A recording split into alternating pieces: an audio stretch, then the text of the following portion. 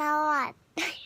สวัสดีค่ะ หนูชื่อน้องข้าวฟ่างค่ะ วันนี้หนูจะมาร้องเพลงรักกิจเซเลนค่ะ ก่อนที่จะไปดูนะคะ ขอกดไลค์ กดแชร์ กด Subscribe แล้วไปดูกันเลยค่ะ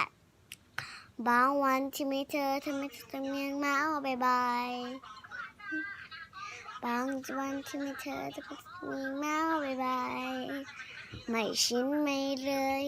ไปหาใครก็อยากคิดอะไรให้ฉันคิดได้ไหมว่า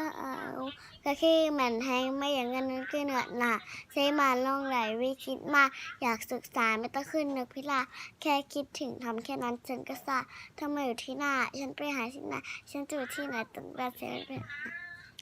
ให้ฉันจะให้ฉันคิดยังไงปกติฉันเอาไว้มีได้อยากถามไม่แค่อยากรู้ว่าเธอยังรักฉันไหมอยู่ใกล้แค่นี้แต่เหมือนเธอนั้นห่างไกลแสนไกลใจเธอวันนี้ไปเป็นข้างใครหาไม่เธออยากอาจีถามมาบอกไปให้มันนั้นกลับมาได้ไหมมีเธอและฉันไม่ว่าเรานั้นจะอยู่ที่ใดแล้วก็อะไรต่อไม่รู้เหมือนกัน